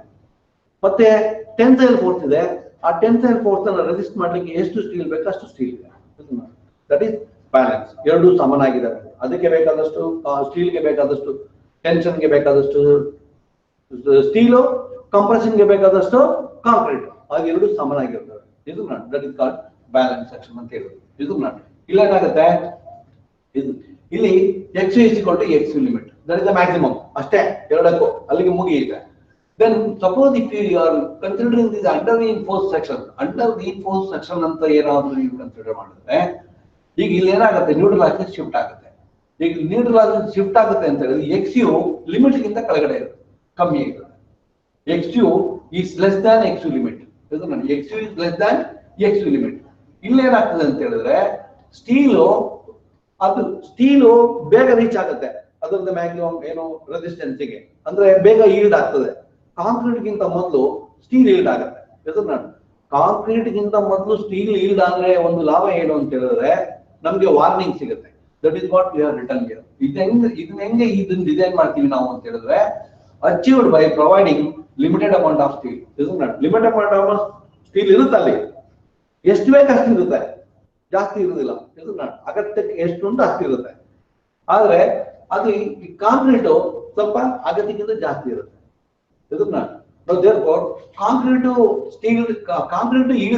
ಕಾಂಕ್ರೀಟ್ ಸ್ಟ್ರೆಂತ್ ರೀಚ್ ಆಗುದಿಲ್ಲ, ಬಟ್ ಸ್ಟೀಲ್ ರೀಚ್ ಆಗುತ್ತೆ. ಮತ್ತೆ ನಾವು ಫರ್ದರ್ ಅದನ್ನ ನಾವು ಫರ್ದರ್ ಏನಾದ್ರು ಲೋಡ್ ಮಾಡಿದ್ರೆ ಸ್ಟೀಲ್ ಏನಾಗುತ್ತೆ, ಈಲ್ಡ್ ಆಗ್ಲಿಕ್ಕೆ ಶುರು ಆಗುತ್ತೆ. ಇದನ್ನ ಫಸ್ಟ್ ಸ್ಟೀಲ್ ಈಲ್ಡ್ ಆಗ್ತದೆ. ಇದನ್ನ ಫಸ್ಟ್ ಯಾವಾಗ ಸ್ಟೀಲ್ ಈಲ್ಡ್ ಆಗ್ತದೋ, ಈಲ್ಡ್ ಆಗುವಾಗ ಏನಾಗ್ತದೆ ಅಂತ ಹೇಳಿದ್ರೆ ದಟ್ ಈಸ್ ಡಿಫಾರ್ಮೇಶನ್ ಸ್ಟಾರ್ಟ್ ಆಗುತ್ತೆ ಸ್ಟೀಲ್. ಇದನ್ನ ಡಿಫಾರ್ಮೇಶನ್ ಯಾವಾಗ ಸ್ಟಾರ್ಟ್ ಆಗ್ತದೆ, ಸ್ಟಾರ್ಟ್ ಆದ ಕೂಡಲೇ ನಮ್ಗೆ ಏನಾಗ್ತದೆ ಅಂತ ಹೇಳಿದ್ರೆ ಬೀಮ್ ಅಲ್ಲಿ ಕ್ರ್ಯಾಕ್ಸ್ ಡೆವಲಪ್ ಆಗುತ್ತೆ. ಇದನ್ನ ಯಾವಾಗ ಕ್ರ್ಯಾಕ್ಸ್ ಡೆವಲಪ್ ಆಗುತ್ತೆ, ವಿಲ್ ಲುಕ್ ಅಟ್ ದಟ್, ನೋಡ್ತೀವಿ ಅದನ್ನ ಏನಾಗಿದೆಯಲ್ಲ ಇಲ್ಲಿ ಅಂತ. ಇದನ್ನ ಅದನ್ನು ಒಂದು ರಿಪೇರಿ ಮಾಡ್ತೀವಿ, ಇಲ್ಲ ಡಿಸ್ಮ್ಯಾಂಟಲ್ ಮಾಡ್ತೀವಿ. ಏನಾದ್ರು ರಿಪೇರಿ ಮಾಡ್ಲಿಕ್ಕೆ ಸಾಧ್ಯ ಉಂಟಾ ಅದನ್ನ ಮಾಡ್ತೀವಿ. ಇದನ್ನ ಅಂದ್ರೆ will get sufficient time, warning ಸಿಗುತ್ತೆ. ಅದು ರಿಪೇರಿ ಮಾಡ್ಲಿಕ್ಕೆ ಆಗುದೇ ಇಲ್ಲ ಅಂತ ಹೇಳುವಾಗ ಏನ್ ಮಾಡ್ತಾರೆ, ನೀವು ಒಂದ್ ಮನೆಯಿಂದ ಹೊರಗಡೆ ಕಳಿಸ್ತಾರೆ. ಬೇಡ, ನೀವು ಡೇಂಜರ್ ಇದೆ ಬಿಲ್ಡಿಂಗು, ಪ್ಲೀಸ್ ಗೋ ಔಟ್ ಅಂತ ಹೇಳಿ. ಇದನ್ನ therefore you will get time to vacate. ಅದನ್ನ ವಾರ್ನಿಂಗ್ ಅಂತ ಹೇಳಿದ್ರು. ಇದನ್ನ ಈ ಡಿಸೈನ್ ನಾವು ದಟ್ ಈಸ್ ಡಕ್ಟೈಲ್ ಡಿಸೈನ್ ಅಂತ ಕರಿತೀವಿ. Ductile failure, this type of failure is called ductile failure ಅಂತ ಹೇಳಿ. ಸಫಿಶಿಯಂಟ್ ನಮ್ಗೆ ಇನ್ಫಾರ್ಮೇಶನ್ ಸಿಗುತ್ತೆ. Steel will yield first. ಇದನ್ನ ಫಸ್ಟ್ ಸ್ಟೀಲ್ ಈಲ್ಡ್ ಆಗುತ್ತೆ. ಓಕೆ, ಇದನ್ನ ನಾವು ಅಂಡರ್ ರಿಇನ್ಫೋರ್ಸ್ ಅಂತ ಕರಿತೀವಿ. ಇದನ್ನ ನಾವು if you come to this over reinforce, ಈ ಓವರ್ ರಿಇನ್ಫೋರ್ಸ್ ಸೆಕ್ಷನ್ ಗೆ ಬಂದ್ರೆ ಇಲ್ಲಿ ಏನಾಗುತ್ತೆ, ಈಗ ಕಾಂಕ್ರೀಟ್ ಅಲ್ಲಿ ಸ್ಟ್ರೆಂತ್ ಇದೆ, ಇದನ್ನ ಕಂಪ್ರೆಸಿವ್ ಸ್ಟ್ರೆಂತ್ ಇದೆ. ಈ ಕಂಪ್ರೆಸಿವ್ ಸ್ಟ್ರೆಂತ್ ಏನಾಗುತ್ತೆ ಅಂತಂದ್ರೆ ಬೇಗ ಈಲ್ಡ್ ಆಗುತ್ತೆ, ಸ್ಟೀಲ್ ಈಲ್ಡ್ ಆಗೋದಿಲ್ಲ. Because we have more than the steel which is required. ಅಗತ್ಯಕ್ಕಿಂತ ಸ್ವಲ್ಪ ಸ್ಟೀಲ್ ಜಾಸ್ತಿ ಇರುತ್ತೆ. ಇದನ್ನ ಏನು ಡಿಸೈನ್ ಗಿಂತ ನಾವು ಸ್ವಲ್ಪ ಜಾಸ್ತಿ ಪ್ರೊವೈಡ್ ಮಾಡಿರ್ತೀವಿ. ಅವಾಗ ಏನಾಗುತ್ತೆ, ಕಾಂಕ್ರೀಟ್ ಎಷ್ಟು ಬೇಕಷ್ಟಿರುತ್ತೆ, ಕಾಂಕ್ರೀಟ್ ವಿಲ್ ಫೇಲ್ ಫಸ್ಟ್. ಇದನ್ನ ಕಾಂಕ್ರೀಟ್ ವಿಲ್ ರೀಚ್ ಅದ್ರ ಸ್ಟ್ರೆಂತ್ ಅನ್ನ, ಕಾಂಕ್ರೀಟ್ ಬೇಗ ರೀಚ್ ಆಗುತ್ತೆ. M30 ಅಂತ ಹೇಳಿದ್ರೆ M30 ಬೇಗ ರೀಚ್ ಆಗುತ್ತೆ. M30 ಗಿಂತ ಯಾವಾಗ ಜಾಸ್ತಿ ಆಯ್ತು ಏನಾಗುತ್ತೆ, concrete failure is always brittle failure. Concrete failure is always brittle. Therefore ಏನಾಗುತ್ತೆ, ಸಡನ್ ಕೊಲಾಪ್ಸ್ ಆಗ್ಬಿಡುತ್ತೆ. Therefore there is no warning, ಸಿಗೋದಿಲ್ಲ ನಮ್ಗೆ. Concrete will fail first. It is called brittle failure ಅಂತ ಹೇಳುದು. ಬ್ರಿಟಲ್ ಸಡನ್ ಫೇಲ್ಯೂರ್, ಬ್ರಿಟಲ್ ಅಂತ ಹೇಳಿದ್ರೆ concrete ಸ್ಲ್ಯಾಬ್ಗೆ ಏನಾದ್ರು ಅದ್ರಲ್ಲಿ ಇಂಪ್ಯಾಕ್ಟ್ ಏನಾದ್ರು ಬಿದ್ದರೆ ಸಡನ್ ಕಟ್ಟಾಗಿ ಹೋಗ್ಬಿಡುತ್ತೆ. ಇದನ್ನ ಯಾವಾಗ ಸಡನ್ ಕಟ್ಟಾಗಿ ಹೋಗ್ಬಿಡುತ್ತೆ, ಕಟ್ಟಾದ ತಕ್ಷಣ ಏನಾಗುತ್ತೆ, ಕಾಂಕ್ರೀಟ್ ಫೇಲ್ಯೂರ್, ಇದು ಸ್ಟ್ರಕ್ಚರ್ ಫೇಲ್ ಆಗೋಗ್ಬಿಡುತ್ತೆ. ಸ್ಟ್ರಕ್ಚರ್ ಅದಕ್ಕೆ ಯಾವಾಗ always that is there is no warning. ಈಗ ಏನು ಇನ್ಫಾರ್ಮೇಶನ್ ಕೊಡೋದಿಲ್ಲ ಇದು. ಇಲ್ಲಿ ಏನಾಗುತ್ತೆ, XU is greater than XU. You can recognize this. ಇಲ್ಲಿ ಈ ಬ್ಯಾಲೆನ್ಸ್ ಅಂತ ಹೇಳಿದ್ರೆ ಸರಿಯಾಗಿ ಅದರ ಜಾಗದಲ್ಲಿ ಇದು ಮತ್ತೆ ಇದು ಸಫಿಶಿಯಂಟ್ ಕ್ವಾಂಟಿಟಿ ಸರಿಯಾಗಿದೆ ಅಂತ. ಇದು ಅಂಡರ್ ರಿಇನ್ಫೋರ್ಸ್ಡ್ ಅಂತ ಹೇಳಿದ್ರೆ XU ಏನಾಗುತ್ತೆ, XU ಲಿಮಿಟ್ ಗಿಂತ ಕಮ್ಮಿ ಇರುತ್ತೆ. ಓವರ್ ರಿಇನ್ಫೋರ್ಸ್ಡ್ ಅಂತ ಹೇಳಿದ್ರೆ ಆಗುತ್ತೆ, XU ಲಿಮಿಟ್ ಗಿಂತ XU ಜಾಸ್ತಿ ಇರುತ್ತೆ. Now this is the difference between the balanced, over reinforced and under reinforced sections. ಇದನ್ನ ಎಕ್ಸಾಂಪಲ್ ಕೇಳ್ತಾರೆ ನಿಮಗೆ ಕೆಲವು ಸಾರಿ. 7 ಮಾರ್ಕ್ಸ್ ಅಥವಾ 5 ಮಾರ್ಕಿಗೋ ಎಕ್ಸಾಂಪಲ್ ಇರುತ್ತೆ ಅಲ್ವಾ. ನೋಡಿದ್ರೆ ಕ್ವಶನ್ ಪೇಪರ್ ನೀವು please kindly go through the old question papers. When you go to the old question papers, then you will get more idea. ತುಂಬಾ ಇನ್ಫಾರ್ಮೇಶನ್ ಸಿಗುತ್ತೆ ನಮಗೆ. We can understand better and we can solve more. Okay, now this is ಇದೇನಂತ ಹೇಳಿದ್ರೆ the balance section, under reinforced section and over reinforced section.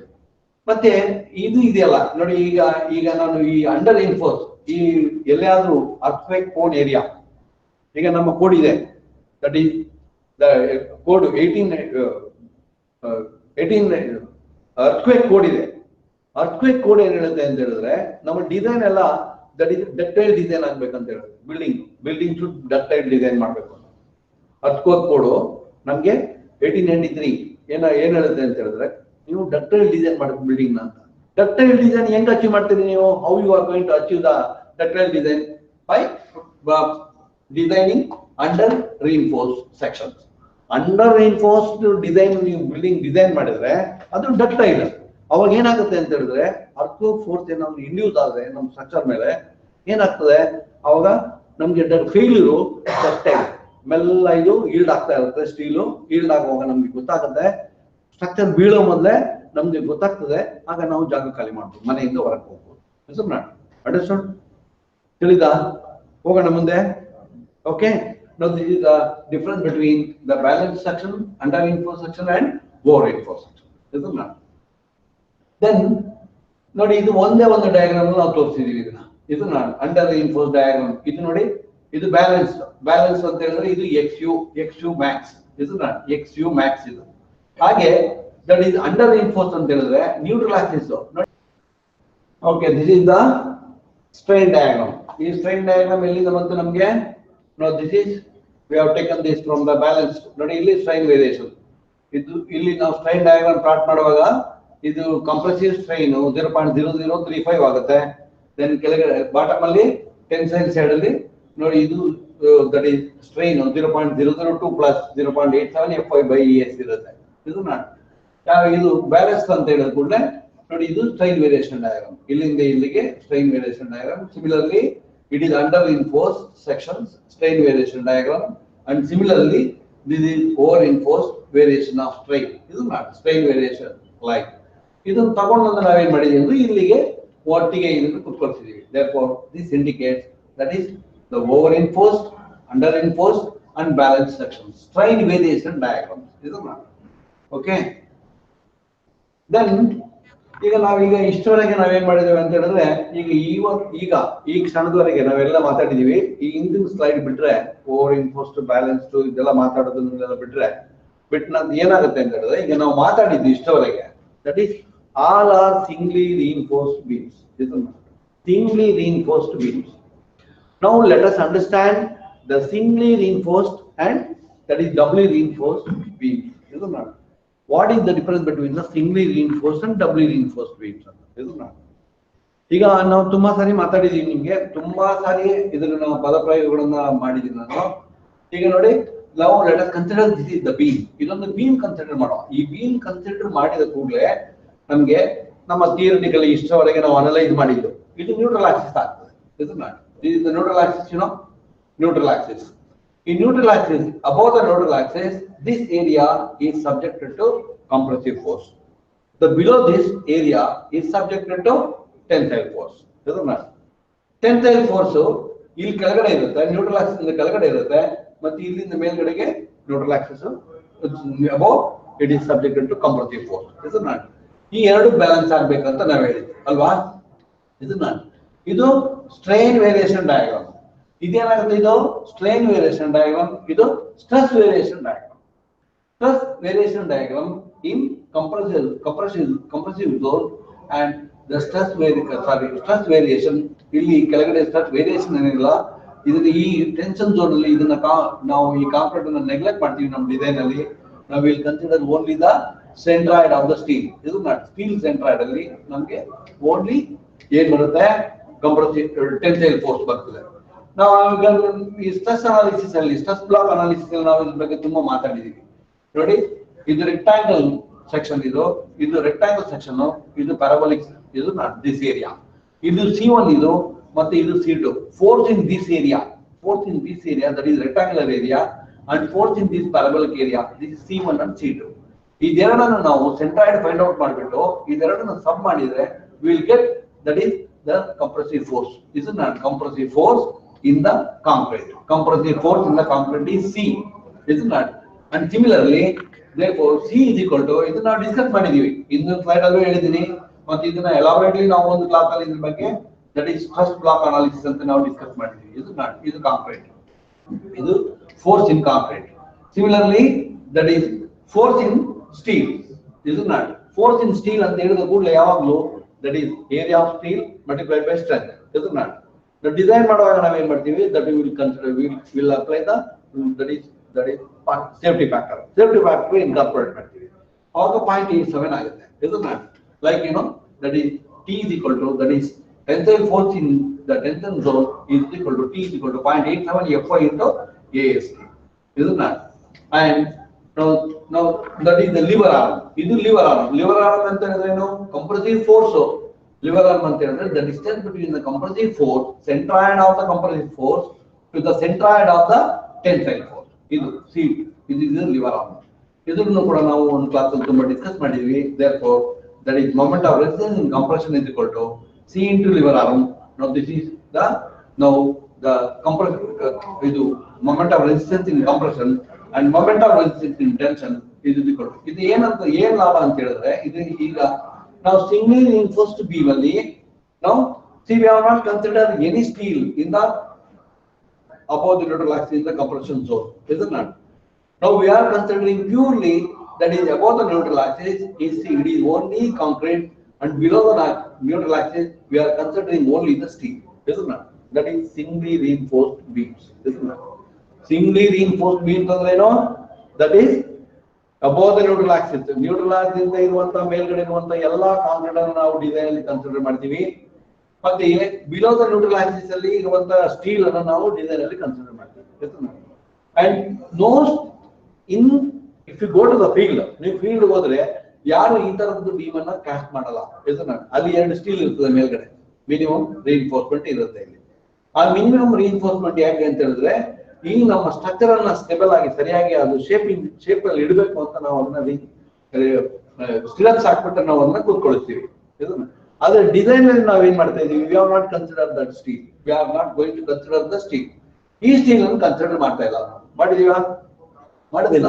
Design ಅಲ್ಲಿ we are not going to we are not doing it. ನಾವು we are considering only the concrete in this section and only the steel in this section. ಇದು not below the neutral.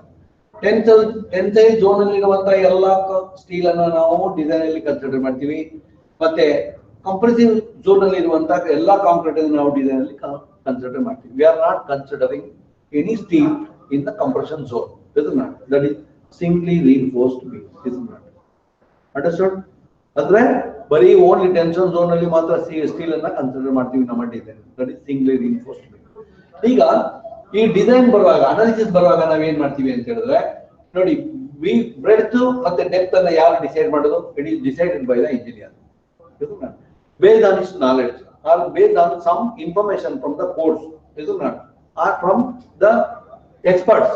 ಅದನ್ನ ಅವರ expert opinion ಮತ್ತೆ ನಮ್ಗೆ knowledge ಅನ್ನ ತಗೊಂಡು ನಾವೇನ್ ಮಾಡ್ತೀವಿ, ವಿ ಆರ್ ಡಿಸೈಡಿಂಗ್ ದಿಸ್. ಇದು ಬಿ ಮತ್ತೆ ಡಿ ಅನ್ನು ನಾವು ಡಿಸೈಡ್ ಮಾಡ್ತೀವಿ. ಇದು ನಾಟ್ ಅಂಡ್ ಬಿ ಮತ್ತೆ ಡಿಸೈಡ್ ನಾವು ಮಾಡ್ತೀವಿ. ಅದ್ರ ಜೊತೆಗೆ ಇದು ಕಾಂಕ್ರೀಟ್ ಸ್ಟ್ರೆಂತ್, ಸ್ಟೀಲ್ ಸ್ಟ್ರೆಂತ್ ಅನ್ನು ಕೂಡ ಇಂಜಿನಿಯರ್ ಡಿಸೈಡ್ ಮಾಡ್ತಾರೆ. ಯಾಕಂದ್ರೆ ಮಾರ್ಕೆಟ್ ಅಲ್ಲಿ ಏನ್ ಸಿಗುತ್ತೆ ಅದನ್ನು ತಗೊಳ್ಬೇಕಲ್ಲ.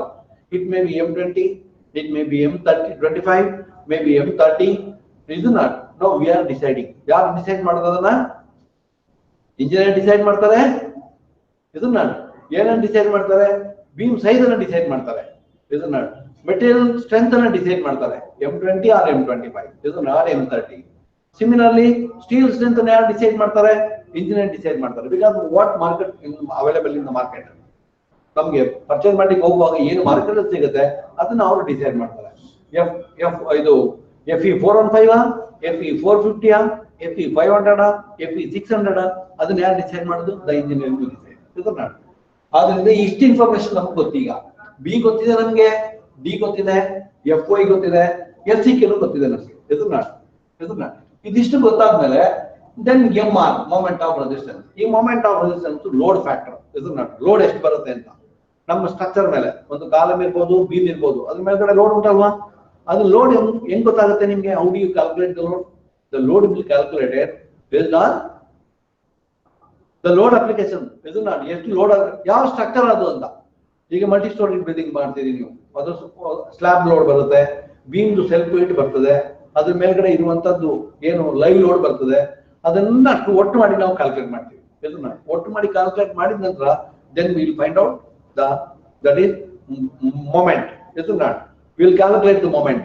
W square by 2 depending upon the conditions of that beam. A beam condition ಮೇಲೆ ನಾನು ಈ ಫಿಕ್ಸ್ಡ್ ಬೀಮ್ ಆದ್ರೆ W square by 8 ಅಂತ ಹೇಳ್ಬಿಟ್ಟು ನಾವು ಅದನ್ನ ಬೆಂಡಿಂಗ್ ಮೊಮೆಂಟ್ ಕ್ಯಾಲ್ಕುಲೇಟ್ ಮಾಡ್ತೀವಿ. ಇದನ್ನ ಆ ಬೆಂಡಿಂಗ್ ಮೊಮೆಂಟ್ ಮತ್ತೆ ಲೋಡ್ಗೆ ಏನ್ ಮಾಡ್ತೀವಿ? ಲೋಡ್ ಫ್ಯಾಕ್ಟರ್ ಇಂದ ಮಲ್ಟಿಪ್ಲೈ ಮಾಡ್ತೀವಿ. 1.5 ಅಂತ ಹೇಳ್ಬಿಟ್ಟು ಲೋಡ್ ಫ್ಯಾಕ್ಟರ್ ಮಲ್ಟಿಪ್ಲೈಡ್ ಬೈ, ಅಥವಾ ಲೋಡ್ ಕಾಂಬಿನೇಷನ್ ಅಲ್ಲಿ ಏನ್ ಬರುತ್ತೆ ಅದನ್ನ ತಗೊಂಡು ನಾವು we are calculating the load acting on the structure. ಆ load acting on the structure ಆದ ನಂತರ ಏನ್ ಮಾಡ್ತೀವಿ? ಬೆಂಡಿಂಗ್ ಮೊಮೆಂಟ್ ಫೈಂಡ್ ಔಟ್ ಮಾಡ್ತೀವಿ. ಬೆಂಡಿಂಗ್ ಮೊಮೆಂಟ್ ಫೈಂಡ್ ಔಟ್ ಮಾಡಿದ್ಮೇಲೆ ವಿಲ್ ಗೆಟ್ MU. ಇದನ್ನ ಮೊಮೆಂಟ್ ಸಿಗುತ್ತೆ. ಆ ಮೊಮೆಂಟ್ ಸಿಕ್ಕಿದ ನಂತರ ಹಿಂದ್ಗಡೆ ಕ್ಲಾಸ್ ಯಾರು ಮಾತಾಡ್ತಾರೆ? ಮೊಮೆಂಟ್ ಸಿಕ್ಕಿದ ನಂತರ ಏನ್ ಮಾಡ್ತೀವಿ ನಾವು ಅದನ್ನ ಅಂತ ಹೇಳಿದ್ರೆ, ಆ ಮೊಮೆಂಟ್ ಅನ್ನ ಆ ಮೊಮೆಂಟ್ ಅನ್ನ ನಾವೇನ್ ಮಾಡ್ತೀವಿ? ಇಲ್ಲಿ M ನಾವು ತಗೊಳ್ತೀವಿ. ಆ ಮೊಮೆಂಟ್ಗೆ ಮೊಮೆಂಟ್ ಆಫ್ ರೆಸಿಸ್ಟೆನ್ಸ್ ಅನ್ನು ನಾವು ತಯಾರು ಮಾಡ್ತೀವಿ. ಗಟ್ ಮೈ ಪಾಯಿಂಟ್? ಅಂಡರ್ಸ್ಟ್ಯಾಂಡ್? ಒಂದು ಮೊದಲ ಇನ್ಫಾರ್ಮೇಶನ್ ಏನು ಅಂತ ಹೇಳಿದ್ರೆ, ನಾನು ಇಷ್ಟವರೆಗೆ ಬರೀ ಥಿಯರಿ ಬಗ್ಗೆ ಮಾತ್ರ ಇದ್ರ ಬಗ್ಗೆ ಮಾತಾಡಿದ್ದೀನಿ. ಈಗ ನಾವು ಫೀಲ್ಡ್ ಬರ್ತಾ ಇದ್ದೀನಿ. ನಾನು ಇದನ್ನ ನಿಮ್ಮ ಡಿಸೈನ್ಗೆ ಬರ್ತಾ ಇದ್ದೀನಿ. ನಾನು ಡಿಸೈನ್ಗೆ ಬರುವಾಗ ಏನೇನು ಫ್ಯಾಕ್ಟರ್ ನಮ್ಗೆ ಗೊತ್ತಿದೆ, ಬ್ರೆಡ್ತ್ ಬಿ ಗೊತ್ತಿದೆ, ಮತ್ತೆ ಇದನ್ನ ನಾವು ಡಿಸೈಡ್ ಮಾಡ್ತೀವಿ, ಡೆಪ್ತ್ ಡಿ ನಾವು ಡಿಸೈಡ್ ಮಾಡ್ತೀವಿ, ಮತ್ತೆ ಮೆಟೀರಿಯಲ್ ಸ್ಟ್ರೆಂತ್ ಅನ್ನ ನಾವು ಡಿಸೈಡ್ ಮಾಡ್ತೀವಿ, ಎಫ್ ಐ ಆಗ್ಬೇಕಾ, ಎಫ್ ಸಿ ಕೆ ಯಾವುದು, ಎಫ್ ಐ ಯಾವುದು ಅಂತ ನಾವು ಡಿಸೈಡ್ ಮಾಡ್ತೀವಿ. 4 ಇನ್ಫಾರ್ಮೇಶನ್ ಆಯ್ತು. 5ನೇ ಇನ್ಫಾರ್ಮೇಶನ್ ಯಾವುದು, ಲೋಡ್ ಅನ್ನು ನಾವೇ ಕ್ಯಾಲ್ಕುಲೇಟ್ ಮಾಡೋದಲ್ಲ. We know what is the structure, ಯಾವ ಸ್ಟ್ರಕ್ಚರ್ ಅಂತ ನಮ್ಗೆ ಗೊತ್ತಿದೆ, ಅದನ್ನು ಕೂಡ ನಾವೇ ಕ್ಯಾಲ್ಕುಲೇಟ್ ಮಾಡ್ತೀವಿ. ಓಕೆನಾ? ಇದು ಮಾಡಿದ ನಂತರ ಆಗ ಮೊಮೆಂಟ್ ಆಫ್ ರೆಸಿಸ್ಟೆನ್ಸ್, ಆ ಕ್ಯಾಲ್ಕುಲೇಟ್ ಮಾಡಿದಂತ ಮೊಮೆಂಟ್ ಅನ್ನ ಇಲ್ಲಿ ಅಪ್ಲೈ ಮಾಡಿದ್ರೆ ನೋಡಿ, ಇಲ್ಲಿ ಸಬ್ಸ್ಟಿಟ್ಯೂಟ್ ಮಾಡಿದ್ರೆ ಎಫ್ ಸಿ ಕೆ ಗೊತ್ತು ನಮ್ಗೆ, ಬಿ ಗೊತ್ತು, then x u find out ಮಾಡಬಹುದು. ಎಕ್ಸ್ ಯು ನಾವು ಲೈಕ್ ನಾವು we can design our structure. ಅದನ್ನ ಸೇಫ್ಟಿ ಬಗ್ಗೆ ಚೆಕ್ ಮಾಡ್ತಾ ಹೋಗ್ತೀವಿ ನಾವು, ಸರಿ ಉಂಟಾ ಇಲ್ವಾ ಅಂತ. ನಾವು ಅಸ್ಯೂಮ್ ಮಾಡಿದ್ ಸರಿ ಉಂಟಾ ಇಲ್ವಾ ಅಂತ ಚೆಕ್ ಮಾಡ್ತೀವಿ. ಬಿ ಮತ್ತೆ ಡಿ ತಗೊಂಡಿದೀವಿ ನಾವು, ಆ ಲಿಮಿಟ್ ಅಲ್ಲಿ ಇದೆಯಾ ಇಲ್ವಾ ಅಂತೇಳಿ ನಾವು ಅದನ್ನ ಪ್ರತಿ ಲೆವೆಲ್ ಅಲ್ಲಿ ಚೆಕ್ ಮಾಡ್ತಾ ಹೋಗ್ತೀವಿ. Now this is the fundamental equations for the derivations. These are the fundamental equations for analysis of singly reinforced beams. Isn't that singly? ಇವತ್ತಿನವರೆಗೆ ನಾವು ಏನೆಲ್ಲ ಮಾತಾಡಿದೀವಿ, ಈ ಹಿಂದಿನ ಕ್ಲಾಸ್ ಎಲ್ಲಾ ಕ್ಲಾಸ್ ಅಲ್ಲಿ ಏನೆಲ್ಲ ಮಾತಾಡಿದೀವಿ, ಅದು ಸಿಂಗ್ಲಿ ರಿಇನ್ಫೋರ್ಸ್ಡ್ beans. Now let me discuss something about that is doubly reinforced beam. Isn't that doubly reinforced beams? ಈ doubly reinforced beam ಅಲ್ಲಿ ಈಗ ನಾವು ನೀವು ಕಾನ್ಸಂಟ್ರೇಟ್ ಮಾಡಿ ಇದ್ರ ಬಗ್ಗೆ ದಯಮಾಡಿ ಏನೇನಿದೆ ಅಂತ ನಾನು ಹೇಳ್ತೀನಿ, 1 by 1 ಮಾತಾಡ್ತಾ ಹೋಗ್ತೀನಿ ನಾನು. ಈ ಡಬ್ಲಿ ರಿಇನ್ಫೋರ್ಸ್ಡ್ ಬೀಮ್ ಅಂತ ಹೇಳಿದ್ರೆ ಲೆಟ್ ಅಸ್ ಕನ್ಸಿಡರ್ ಒಂದು ಬೀಮ್ ಕನ್ಸಿಡರ್ ಮಾಡೋಣ. ಆ ಬೀಮ್ದು ಬ್ರೆಡ್ತ್ ಬಿ ಇರ್ತದೆ, ಬೀಮ್ದು ಬ್ರೆಡ್ತ್ ಬಿ ಇರ್ತದೆ, ಡೆಪ್ತ್ ಡಿ ಇರುತ್ತೆ, ಮತ್ತೆ ಇಟ್ ಈಸ್ ರಿಇನ್ಫೋರ್ಸ್ಡ್ ವಿತ್ 5 ಬಾರ್ಸ್. ಇದನ್ನ ರಿಇನ್ಫೋರ್ಸ್ಡ್ ವಿತ್, ಇದೆಲ್ಲ ನಾನು ಒಂದು ಅಸಂಪ್ಷನ್ ನಾನು ಹೇಳೋದು ಅನ್ಕೊಳ್ಳೋದು ಹೀಗೆ ಮಾಡುವ ಅಂತ ನಾನು ಅನಲೈಸ್ ಮಾಡ್ತಾ ಇದ್ದೀನಿ. ಈಗ ನಾನು ಈ ಅನಾಲಿಸಿಸ್ ಅಲ್ಲಿ ಇದನ್ನ ಈಗ 5 ರಿಇನ್ಫೋರ್ಸ್ಮೆಂಟ್ ಹಾಕಿದೀನಿ ನಾನು, ಮತ್ತೇನ್ ಮಾಡ್ತೀನಿ ಅದನ್ನ ನಾವು AST ಅಂತ ಕರಿತೀನಿ, ನಾನು ಏರಿಯಾ ಆಫ್ ಸ್ಟೀಲ್. ಇದನ್ನ ಮತ್ತೇನ್ ಮಾಡ್ತೀನಿ, ಇಲ್ಲಿ ಟಾಪ್ ಅಲ್ಲಿ ಟಾಪ್ ಅಲ್ಲಿ 3 ಸ್ಟೀಲ್ ಹಾಕ್ತೀನಿ ನಾನೀಗ. ಟಾಪ್ ಅಲ್ಲಿ 3 ಸ್ಟೀಲ್ ಹಾಕ್ಬಿಟ್ಟು ಇದು area of steel in compression ಅಂತ ಕರಿತೀನಿ ನಾನು. ಇದು area of steel in tension ಅಂತ ಹೇಳ್ತೀನಿ, ಇದನ್ನ area of steel in compression ಅಂತ ಹೇಳ್ತೀನಿ ನಾನು. ಇದು ನಾನು ರೈಟ್. ಅದಾದ್ಮೇಲೆ ಏನಾಗುತ್ತೆ ನೋಡಿ, ಇಲ್ಲಿ ಇದು ಸೆಂಟ್ರಾಯ್ಡ್ ಲೈನ್, ಇದು ಟಾಪ್, ಇದನ್ನ ಟಾಪ್ ಲೇಯರ್ ದ ಲೈನ್. ನಾವು ಇದು ಎಫೆಕ್ಟಿವ್ ಡೆಪ್ತ್, ನಾನು taken this as effective depth. ಇದಕ್ಕೆ ಇಲ್ಲಿಂದ ಟಾಪ್ ಲೇಯರ್ ಇಂದ ಬಾಟಮ್ ಮೋಸ್ಟ್ ಲೇಯರ್ಗೆ ನಾವು ಇದನ್ನ ಡಿ ಅಂತ, ಕ್ಯಾಪಿಟಲ್ ಡಿ ಅಂತ ಕರಿತೀವಿ ನಾವು. ಇಲ್ಲಿ ಮೆನ್ಷನ್ ಮಾಡಿಲ್ಲ ನಾನು, ಬಟ್ ನಾವು ಇಲ್ಲಿ ಅದನ್ನ ಕ್ಯಾಪಿಟಲ್ ಡಿ ಅಂತ ತಗೊಳ್ತೀವಿ. ಇದನ್ನ ಎಫೆಕ್ಟಿವ್ ಡೆಪ್ತ್ ಅಂತ ಹೇಳ್ತೀವಿ ನಾವು. ಇದಕ್ಕೆ ಎಫೆಕ್ಟಿವ್ ಡೆಪ್ತ್. ಅವಾಗ ಏನಾಯ್ತು ಅಂತ ಹೇಳಿ ನೋಡಿ, ಇದು centroid of that is compressive steel. ಈ ಸ್ಟೀಲ್ ಇದನ್ನ ದೇರ್ಫೋರ್ ಈಗ ಇಲ್ಲಿ ಏನಾಗುತ್ತೆ ಅಂತ ಹೇಳಿದ್ರೆ ದಟ್ ಈಸ್ MU ಲಿಮಿಟ್. ಈಗ ನಾವು ಡಿಸೈನ್ ಮಾಡುವಂತದ್ದು, ಈಗ MU ನಾವು ಕ್ಯಾಲ್ಕುಲೇಟ್ ಮಾಡಿದ್ದು, ನಮ್ದು ಬೀಮು ನಾವು ಲಿಮಿಟ್ ಮಾಡುವಂತದ್ದು. ನಾವು ಯಾವ್ದೋ ಒಂದು ಬೀಮ್ ಡಿಸೈನ್ ಮಾಡ್ತೀವಿ ನಾವು, ಬಿ ಇಷ್ಟಿರ್ಬೇಕು, ಎಫೆಕ್ಟಿವ್ ಡೆಪ್ತ್ ಇಷ್ಟಿರ್ಬೇಕು, FO ಇಷ್ಟು, then FCK is this much. ಇದನ್ನೆಲ್ಲ ಆದ ನಂತರ ನಾವೇನ್ ಮಾಡ್ತೀವಿ ಅಂತ ಹೇಳಿದ್ರೆ ಇದನ್ನ ಲಿಮಿಟ್ ಮಾಡ್ತೀವಿ ನಾವು. ಆದ್ರೆ ನಾವು ಅಪ್ಲೈಡ್ ಲೋಡ್ ಇದೆಯಲ್ಲ, ಅಪ್ಲೈಡ್ ಲೋಡ್ ಅಲ್ಲಿ MU ಕ್ಯಾಲ್ಕುಲೇಟ್ ಮಾಡ್ತೀವಿ ನಾವು. MU ಕ್ಯಾಲ್ಕುಲೇಟ್ ಮಾಡುವಾಗ ಏನ್ ಮಾಡುತ್ತೆ, ನಮ್ದು ಬೀಮ್ದು ಲಿಮಿಟ್ ಕಮ್ಮಿ ಇರ್ತದೆ ಅಪ್ಲೈಡ್. ಹೀಗೆ ಈ ಡಬ್ಲಿ ರಿಇನ್ಫೋರ್ಸ್ಡ್ ಬೀಮ್ ಅಂತ ಹೇಳಿದ್ರೆ ಇದು ಡಬ್ಲಿ ರಿಇನ್ಫೋರ್ಸ್ಡ್ ಬೀಮ್.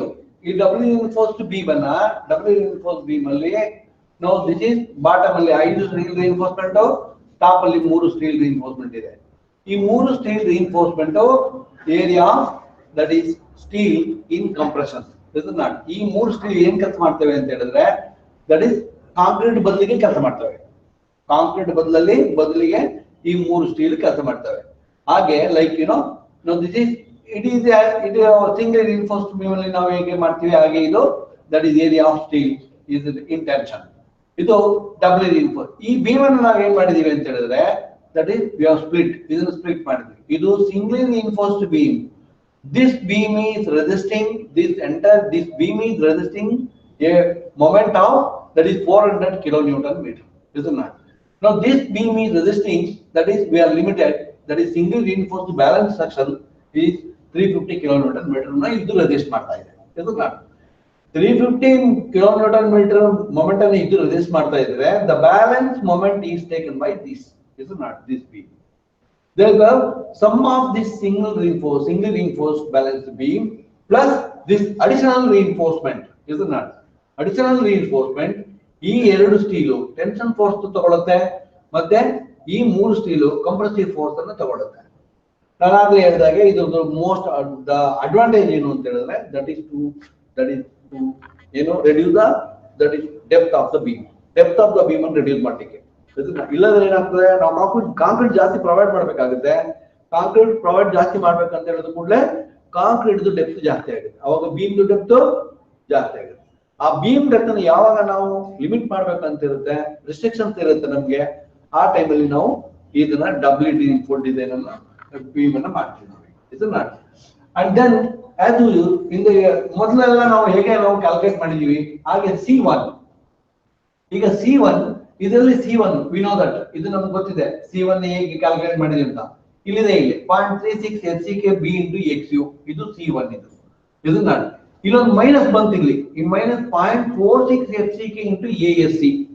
ಅಂದ್ರೆ ಇದು ಹೇಗೆ ಎಲ್ಲಿಂದ ಬಂತಿದ್ದು ಅಂತ ಹೇಳಿದ್ರೆ FCK into ASC 0.46. ಇದನ್ನ ಈ ಮೈನಸ್ ಯಾಕೆ ಬಂತು ಅಂತ, ಅದು ಮೈನಸ್ ಯಾಕೆ ಬಂತು ಅಂತ ಕೇಳಿದ್ರೆ ನೋಡಿ, ಇಲ್ಲಿ 3 ಸ್ಟೀಲ್ ಹಾಕಿದೀವಲ್ಲ, ಇಲ್ಲಿ ಎಕ್ಸ್ಟ್ರಾ 3 ಸ್ಟೀಲ್ ಹಾಕಿದೀವಲ್ಲ, ಈ 3 ಸ್ಟೀಲ್ ಹಾಕಿರೋ ಜಾಗದಲ್ಲಿ ಕಾಂಕ್ರೀಟ್ ಇರ್ತದೆ. ಇದೇನೇ ಕಾಂಕ್ರೀಟ್ ಸ್ಟೀಲ್ ಹಾಕಿದೀವಲ್ಲ, ಈ ಸ್ಟೀಲ್ ನಾವು ನಾವೇನ್ ಮಾಡಿದೀವಿ, above the neutral Axis we have taken the entire concrete. ಇಲ್ಲಿರುವ ಎಲ್ಲಾ ಕಾಂಕ್ರೀಟ್ ಅನ್ನು ನಾವು ಫೋರ್ಸ್ ಕ್ಯಾಲ್ಕುಲೇಟ್ ಮಾಡಕ್ಕೆ ತಗೊಂಡಿದೀವಿ. ಇದನ್ನ ಫೋರ್ಸ್ ಕ್ಯಾಲ್ಕುಲೇಟ್ ಮಾಡಕ್ಕೆ ತಗೊಂಡಿದೀವಿ. ಮತ್ತೆ ಇಲ್ಲಿ ಏನ್ ಮಾಡಿದೀವಿ, ಇಲ್ಲಿ 3 ಸ್ಟೀಲ್ ಇಂಟ್ರೊಡ್ಯೂಸ್ ಮಾಡಿದೀವಿ. ಆವಾಗ 3 ಸ್ಟೀಲ್ ಇರೋ ಜಾಗದಲ್ಲಿ ಕಾಂಕ್ರೀಟ್ ಇಲ್ಲ ಅಲ್ಲ ಇಲ್ಲಿ. ಇದನ್ನ therefore ಆ ಕಾಂಕ್ರೀಟ್ ಈ steel area multiplied by strength of the concrete. Steel area multiplied by the strength of the concrete. Strength of the concrete ಎಷ್ಟು 0.046 FCK into ASC. ಇದನ್ನ ಮೈನಸ್ ಮಾಡ್ಬಿಟ್ಟಿದ್ವಿ, ಯಾಕಂದ್ರೆ ಅಷ್ಟು ಸ್ಟ್ರೆಂತ್ ಇಲ್ಲ ಅದರಲ್ಲಿ. Because we have reinforced that compression zone is reinforced with steel. This is not, ಆ steel ಎಲ್ಲಿ ಕೂತ್ಕೊಂಡಿದೆ ಅಷ್ಟು ಏರಿಯಾದಲ್ಲಿ ಕಾಂಕ್ರೀಟ್ ಇರುವುದಿಲ್ಲ, ಅದಕ್ಕೆ ನಾವು ಅದನ್ನ ಮೈನಸ್ ಮಾಡಿದ್ವಿ. Got it? Understood? ಇದನ್ನ and similarly now C2 is equal to, ಈಗ compression C2 is equal to ಏನಾಗುತ್ತೆ, C2 ಇದು C1 ಇದರೊಳಗಡೆ, ಇದು ಬ್ಯಾಲೆನ್ಸ್ ಸೆಕ್ಷನ್ ಅಲ್ಲಿ. ಇದನ್ನ above the neutral Axis area minus the steel area, ಇಲ್ಲಿ ಇರುತ್ತಲ್ವ ಸ್ಟೀಲ್ ಇರ್ತದಲ್ವಾ ಇಲ್ಲಿ, ಆ ಸ್ಟೀಲ್ ಏರಿಯಾ ಮೈನಸ್ ಮಾಡಿದೀವಿ. ದೆನ್ C2 ಅಂತ ಹೇಳಿದ್ರೆ steel area multiplied by ASC. ASC ಅಂದ್ರೆ ಏನು, area of steel in compression. This is not area of steel in compression. Therefore, ASC multiplied by that is the FY. That is FSC. FSC and right? What is FSC? Stress in steel, compression stress, compressive stress in steel. Is it not? Now ಈಗ ಇಲ್ಲೆಲ್ಲ ಮಾತಾಡುವಾಗ ನಾವೇನ್ ಮಾಡಿದೀವಿ ಅಂತ ಹೇಳಿದ್ರೆ steel ಅಂತ ಹೇಳಿದ ಕೂಡಲೇ ನಾವು area of steel in tension. ನಾವು ಈ ಡಬ್ಲಿ ರಿಇನ್ಫೋರ್ಸ್ಡ್ ಬೀಮ್ ಏನಾಗುತ್ತೆ ಇಲ್ಲಿ, ದಟ್ ಈಸ್ C2 ಅಂತ ಹೇಳಿದ್ರೆ ಕಾಂಕ್ರೀಟ್ ಇಲ್ಲ, ಕಾಂಕ್ರೀಟ್ ಆ ಕಂಪ್ರೆಷನ್ ಏನ್ ತಗೊಳುತ್ತೆ, ಯಾವ್ದು ತಗೊಳುತ್ತೆ, ಸ್ಟೀಲ್ ತಗೊಳುತ್ತೆ. therefore steel area that is steel strength, is it not? Steel strength in compression and area of steel in compression. ಈ ಮೂರದು area. Okay, now understood? And similarly that is ಈಗ ಇದನ್ನ add ಮಾಡಿದ್ರೆ ಏನಾಗುತ್ತೆ, we are going to get this equation. ಇದೇನ್ ಸಿಗುತ್ತೆ, ಇದು ಮತ್ತೆ ಇದು ಎರಡನ್ನು ಆಡ್ ಮಾಡಿದ್ರೆ we are going to get C. ಇಲ್ಲಿ C ಇದೆಯಲ್ಲ, ಈಗ ಡಬ್ಲಿ ರಿಇನ್ಫೋರ್ಸ್ಡ್ ಸೆಕ್ಷನ್ C ಸಿಗುತ್ತೆ, that is compressive force ಸಿಗುತ್ತೆ. ಇದನ್ನ and similarly then T is equal to, ಈ T ಏನ್ ಸಿಗ್ತದೆ ನಮಗೆ, that is tensile force is equal to, that is tensile force of these 3 steel plus tensile force of this 2. Therefore idu 0.87 FY into AST1 and 0.87 FY into AST2. ಇದೆರಡು some ಮಾಡಿದ್ರೆ ನಮಗೆ ಇದು tensile force ಸಿಗುತ್ತೆ. ಇದು not. Then by combining these two we are going to get this. ಇನ್ನೊಂದ್ಸರಿ ಹೇಳ್ತೀನಿ ನಾನು ನಿಮಗೆ, ಇದು ಡಬ್ಲಿ ರಿಇನ್ಫೋರ್ಸ್ಡ್ ಸೆಕ್ಷನ್, ಇದು single reinforced section having same dimension ಇದು ಮತ್ತೆ ಇದು ಎರಡು ಡೈಮೆನ್ಷನ್ ಸೇಮ್ ಇದೆ.